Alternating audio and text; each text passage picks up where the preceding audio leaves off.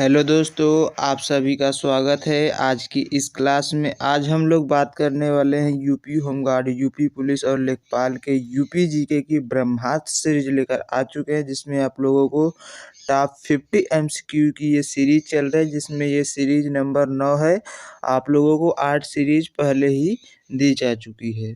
तो आज के लिए क्षमा चाहते हैं, क्योंकि लाइव क्लास आप लोगों की आज 6 AM पर नहीं हो पाई है। यह आप लोगों को 9:30 बजे ही देखने को मिल रही है, तो इसके लिए हम आप लोगों से माफ़ी चाहते हैं। तो चलिए, आशा करते हैं आप लोग अच्छे होंगे, अच्छे से स्टडी कर रहे हैं। तो बिना देरी के क्लास को शुरू करते हैं। आज हम अपने नेक्स्ट 50 क्वेश्चन की ओर बढ़ते हैं। तो आज बात करें तो आज का हमारा प्रश्न है, थोड़ा सा इसको बड़ा कर लेते हैं तब। आज का हमारा पहला प्रश्न है कि माता टीला बांध उत्तर प्रदेश के किस जिले में स्थित है। तो जो माता टीला बांध है, क्या झांसी में है, ललितपुर में है, जालौन में है या फिर हमीरपुर में है। तो माता टीला बांध की बात करें तो ये कहाँ पर स्थित है। माता टीला बांध आपके उत्तर प्रदेश के किस जिले में अवस्थित है। तो यह ललितपुर जिले में अवस्थित है। वही अगले प्रश्न की बात करें तो अगला प्रश्न है कि उत्तर प्रदेश की उत्तर प्रदेश की सबसे लंबी नहर कौन सी है। क्या ऊपरी गंगा नहर है, निचली गंगा नहर है, शारदा नहर है या फिर केन नहर है। तो उत्तर प्रदेश की सबसे लंबी नहर की बात करें तो उत्तर प्रदेश की सबसे लंबी नहर में जो है वह शारदा नहर आती है। कौन सी नहर आती है। तो शारदा नहर जो है उत्तर प्रदेश की सबसे लंबी नहर है। वही बात करें अगले प्रश्न की तो अगला प्रश्न हमारा है, इसको ऊपर करते हैं, एक सेकेंड। अगला प्रश्न है कि उत्तर प्रदेश की परछी बांध जो है उत्तर प्रदेश में किस नदी पर बना है। क्या बेतवा नदी पर बना है, केन नदी पर बना है, रिहंद नदी पर बना है या फिर यमुना नदी पर बना है। तो परछी बांध जो है वह उत्तर प्रदेश के किस नदी पर बना है। तो परछी बांध आपके बेतवा नदी पर बना हुआ है। वही बात करें अगले प्रश्न की तो अगला प्रश्न है कि उत्तर प्रदेश में बड़ सागर परियोजना किन राज्यों को संयुक्त परियोजना है। तो बड़ सागर जो परियोजना है वह किन किन राज्यों की संयुक्त परियोजना के रूप में जानी जाती है। क्या उत्तर प्रदेश, एमपी और बिहार, यूपी और एमपी, उत्तर प्रदेश और उत्तराखंड, यूपी और हरियाणा। तो कौन कौन राज्यों के बड़ सागर परियोजना है संयुक्त रूप से।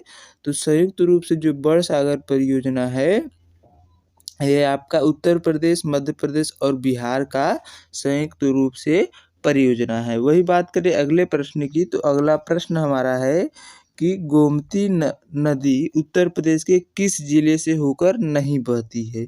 तो गोमती नदी है ऐसी कौन से जिले से है जो होकर नहीं बहती है। तो क्या लखनऊ से, सुल्तानपुर, जौनपुर या फिर कानपुर।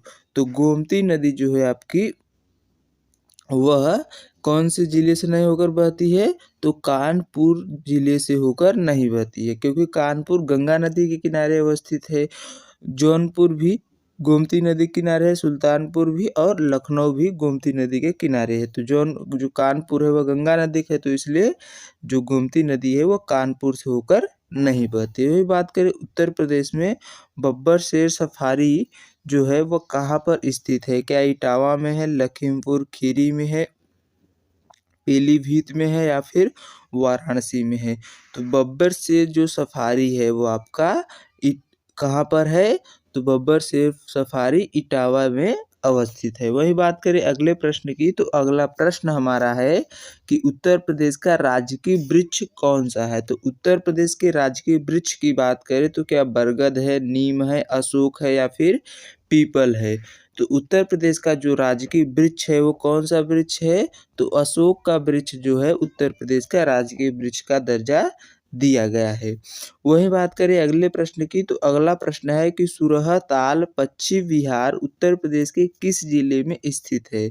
तो क्या बलिया में है, आजमगढ़ में है, वाराणसी में या फिर प्रतापगढ़ में। तो सुरह ताल पश्चिम बिहार की बात करें तो ये आपके बलिया जिले में अवस्थित है। वही बात करें अगले प्रश्न की तो अगला प्रश्न हमारा है कि उत्तर प्रदेश में टाइगर रिजर्वों की कुल संख्या कितनी है।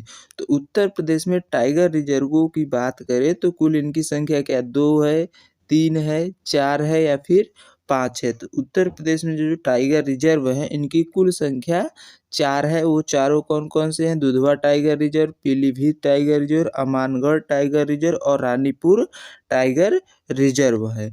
वहीं बात करें अगले प्रश्न की तो अगला प्रश्न है कि समसपुर पश्चिम बिहार कहाँ पर स्थित है? क्या रायबरेली में है, उन्नाव में है, सुल्तानपुर में है या फिर अमेठी में है? तो कहाँ पर अवस्थित है समसपुर पश्चिम बिहार? तो यह रायबरेली जिले में अवस्थित है। वही बात करें अगले प्रश्न की तो अगला प्रश्न हमारा है कि उत्तर प्रदेश होमगार्ड का मुख्यालय कहाँ स्थित है? जो उत्तर प्रदेश होमगार्ड है इसका मुख्यालय क्या प्रयागराज में है या फिर लखनऊ में है या फिर कानपुर या फिर नोएडा में? तो उत्तर प्रदेश होमगार्ड का जो मुख्यालय है वो आपका लखनऊ जिले में अवस्थित है।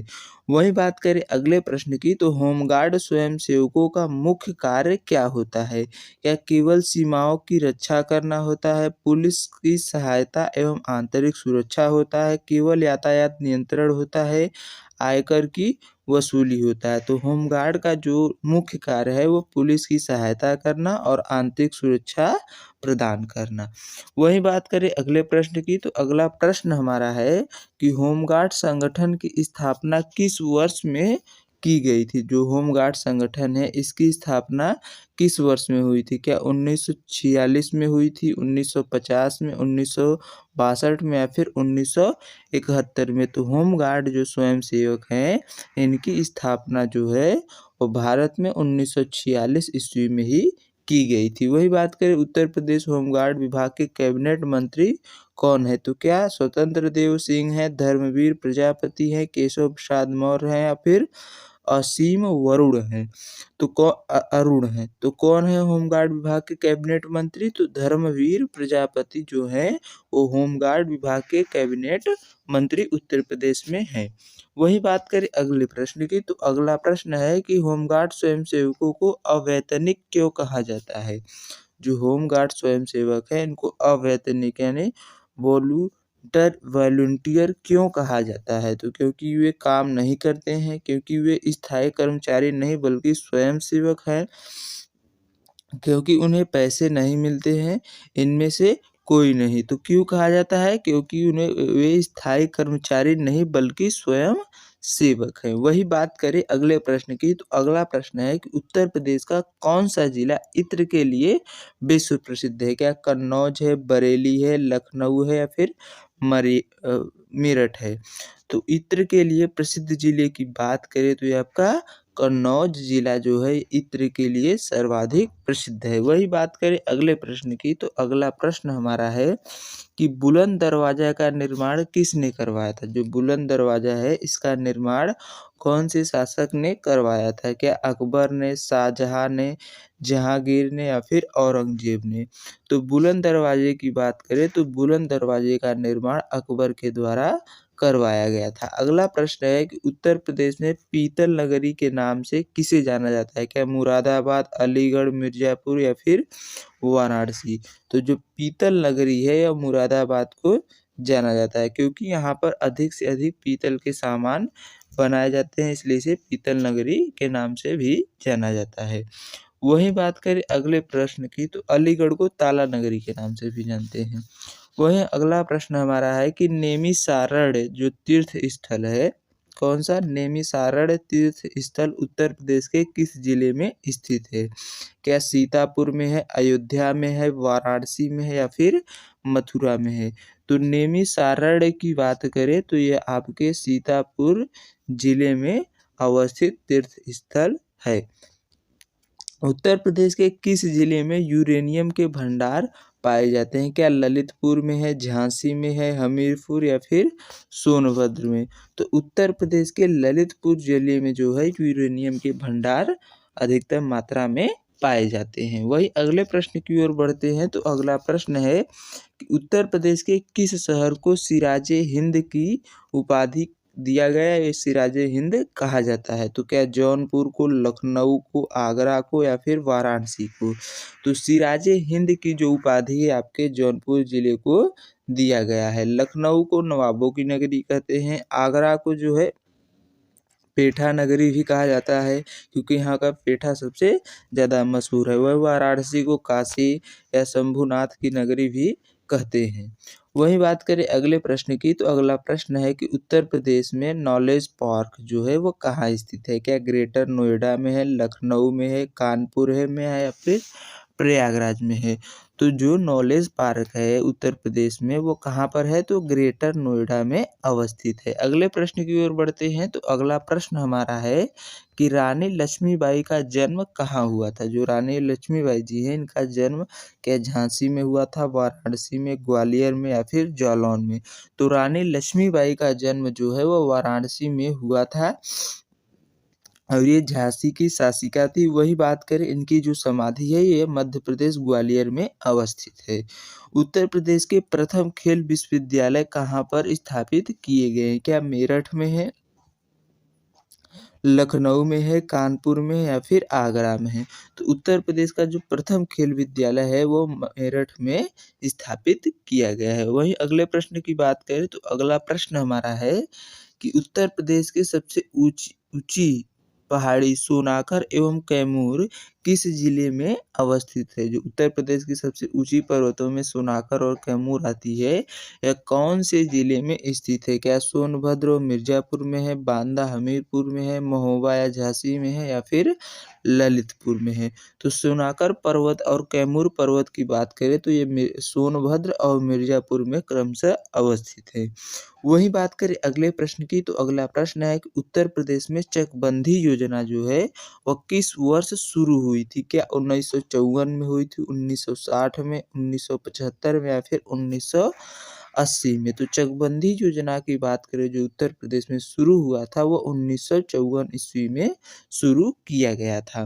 अगला प्रश्न देखते हैं। अगला प्रश्न हमारा है कि उत्तर प्रदेश का कौन सा जिला हथकरघा के लिए प्रसिद्ध है? क्या मऊ और वाराणसी है, मेरठ है, आगरा है या फिर बरेली है? तो हथकरघा के लिए आपका कौन सा जिला प्रसिद्ध है? तो मऊ, वाराणसी और मिर्जापुर भी थोड़ा बहुत आता है, तो अधिकतर प्रसिद्ध आपका वाराणसी है। तो हथकरघा के लिए मऊ और वाराणसी जिला प्रसिद्ध है। उत्तर प्रदेश पुलिस का ध्वज किन दो रंगों से मिलकर बना है? लाल और नीला से, नीला और सफ़ेद से, लाल और हरा से, पीला और नीला से। तो उत्तर प्रदेश का जो फ्लैग है यानी ध्वज है वो लाल और नीले रंग से मिलकर बना है। वहीं बात करें अगले प्रश्न की, तो अगला प्रश्न हमारा है कि कांच उद्योग के लिए उत्तर प्रदेश का फिरोजाबाद जिला किस नाम से जाना जाता है? तो क्या सुहाग नगरी से, चूड़ी नगरी से, कांच नगरी से या फिर उपरोक्त सभी थे?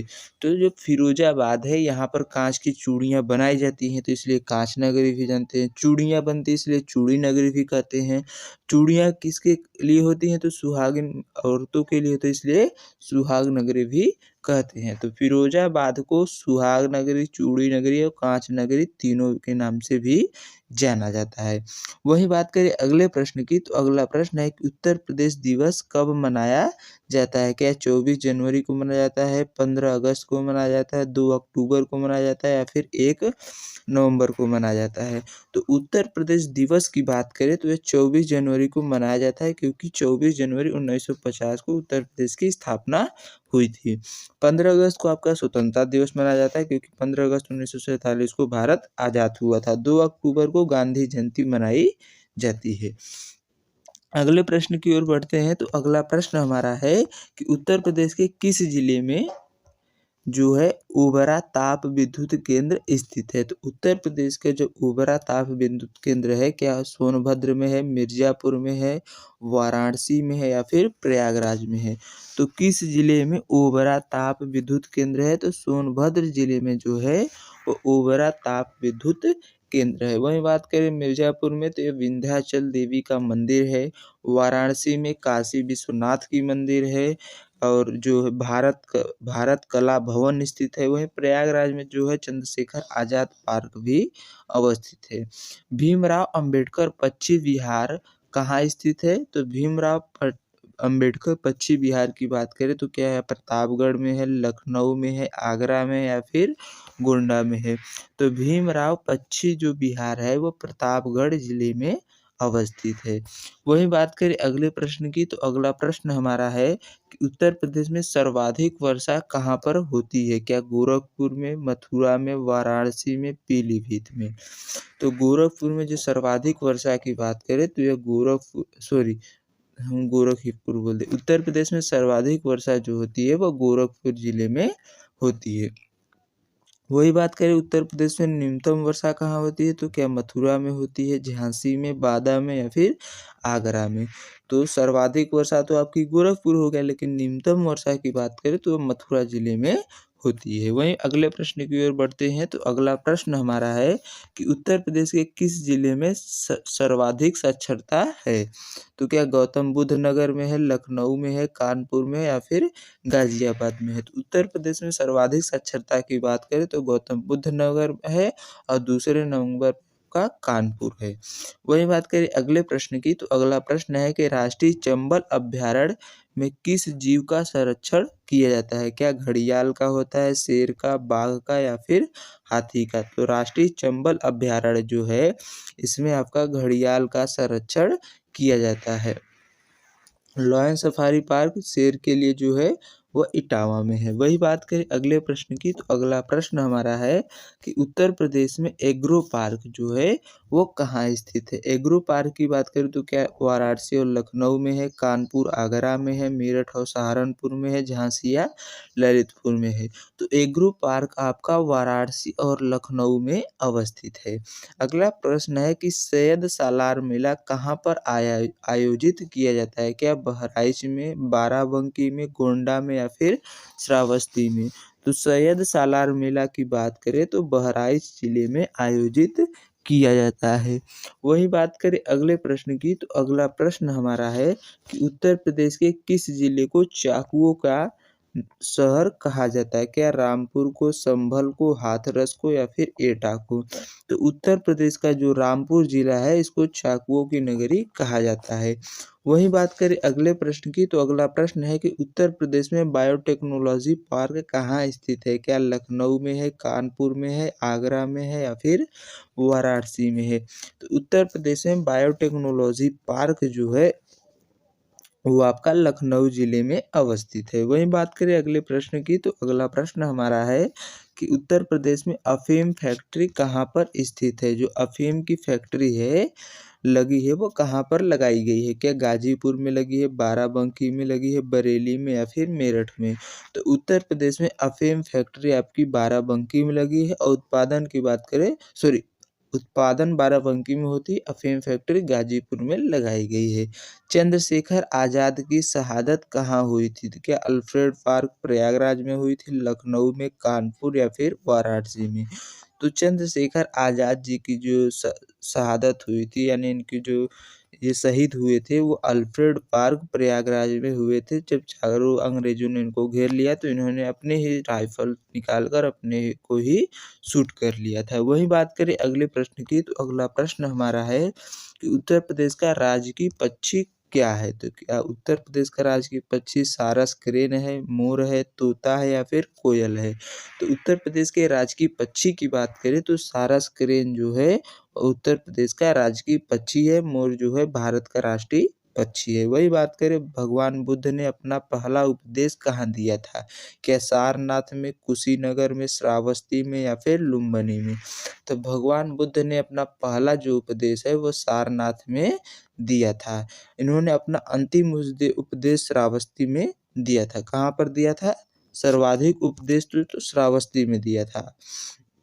इनका जन्म जो है लुम्बिनी नामक कस्बे में हुआ था और ये जो है कुशीनगर में क्या हुआ था, इनका महापरिनिर्वाण यानी मृत्यु हुई थी। वही बात करें अगले प्रश्न की, तो अगला प्रश्न हमारा है कि उत्तर प्रदेश में विधान परिषद की कुल कितनी सीटें हैं? जो उत्तर प्रदेश है इसमें विधान परिषद जो है उसकी सीटों की संख्या क्या है? तो क्या 80 है, 100 है, 108 है या फिर 100 403 है। तो उत्तर प्रदेश में विधान परिषद की सीटों की संख्या कुल 100 है। वही बात करें उत्तर प्रदेश की सीमा कितने राज्यों को स्पर्श करती है? 8 राज्य, 1 केंद्र शासित प्रदेश, 7 राज्य, 9 राज्य या फिर 6 राज्य। तो उत्तर प्रदेश की जो सीमा है 8 राज्यों के साथ 1 केंद्र शासित प्रदेश दिल्ली को टच करती है, यानी स्पर्श करती है। वही बात करें अगले प्रश्न की, तो अगला प्रश्न हमारा है कि उत्तर प्रदेश का सबसे बड़ा जिला जो क्षेत्रफल में है वो कौन सा है? क्या लखीमपुर खीरी है, सोनभद्र है, हरदोई है या फिर सीतापुर है? तो उत्तर प्रदेश का सबसे बड़ा जिला की बात करें क्षेत्रफल में तो लखीमपुर खीरी है। वही बात करें अगले प्रश्न की, तो उत्तर प्रदेश का सबसे छोटा जिला क्षेत्रफल में कौन सा है? क्या हापुड़ है, महोबा है, शामली है या फिर भदोही है? उत्तर प्रदेश का सबसे छोटा जिला जो है वो वर्तमान में हापुड़ था। इससे पहले जो थी वो भदोही जिला सबसे छोटा था और भदोही दूसरे नंबर पर है। वही बात करें अगले प्रश्न की, तो अगला प्रश्न हमारा है कि उत्तर प्रदेश की प्रथम महिला मुख्यमंत्री कौन है? तो प्रथम महिला मुख्यमंत्री क्या सुचेता कृपलानी है, मायावती है, सरोजिनी नायडू या विजय लक्ष्मी पंडित है? तो उत्तर प्रदेश की पहली महिला मुख्यमंत्री सुचेता कृपलानी जी हैं। वही बात करें जो सर्वाधिक बार जो मुख्यमंत्री रही हैं उत्तर प्रदेश में महिलाओं में वो मायावती और वैसे भी रही हैं। वही बात करें सरोजिनी नायडू की, तो ये प्रथम राज्यपाल थी उत्तर प्रदेश की। वहीं बात करें विजय लक्ष्मी पंडित, तो यूएन महासभा की पहली महिला अध्यक्ष विजय लक्ष्मी पंडित जी आई हैं। वो अब तक एकमात्र महिला जो भारत से रही है वो विजय लक्ष्मी पंडित ही यूएन महासभा में रही हैं। उत्तर प्रदेश पुलिस का हेडक्वार्टर जो है वो वर्तमान में कहाँ है? तो क्या लखनऊ सिग्नेचर बिल्डिंग में है, प्रयागराज में है, कानपुर में है, आगरा में है? तो इस प्रश्न पर क्वेश्चन नंबर 450 का आप लोग जवाब हमें कमेंट बॉक्स में होमवर्क के तौर पर देंगे। आशा करते हैं आप लोग इसका जवाब अवश्य देंगे, जिससे आप लोगों की कंटिन्यूटी का पता चलता है। तो चलिए मिलते हैं नेक्स्ट क्लास में। अगर ये क्लास आप लोगों को अच्छी लगी है तो अपने दोस्तों को भी शेयर करें और हमें अधिक से अधिक सपोर्ट करें। हम सोच रहे हैं कि आप लोगों के लिए एक 100 क्वेश्चन की, कितने क्वेश्चन की? 100 क्वेश्चन की पेपर के जैसा एक जो है सीरीज चालू करें, जो हो सकता है आपको अल्टरनेट दिनों में देखने को मिले। अभी उस पर हम काम कर रहे हैं। तो आप लोग कितने लोग चाहते हैं कि 100 प्रश्नों की एक और सीरीज जो है वो चालू की जाए, जो हो सकता है अल्टरनेट डे में मिले या फिर हफ्ते में 1 या 2 ही क्लास मिले, क्योंकि वो बड़ी सीरीज होगी तो उसको पूरा एक-एक ऑप्शन, एक-एक उससे रिलेटेड फैक्ट सब कुछ उसमें एक्सप्लेन किया जाएगा। तो कितने लोग चाहते हैं कि ये सीरीज चालू की जाए? अगर आप लोग चाहते हैं तो कमेंट में हमें बताइएगा। अगर कमेंट में आप लोगों का ज़्यादा से ज़्यादा राय रहेगा तो उस क्लास को भी हम शुरू करने की पूरी कोशिश करेंगे। तो चलिए मिलते हैं नेक्स्ट क्लास में, तब तक के लिए अपना ध्यान रखिए। जय हिंद, जय भारत।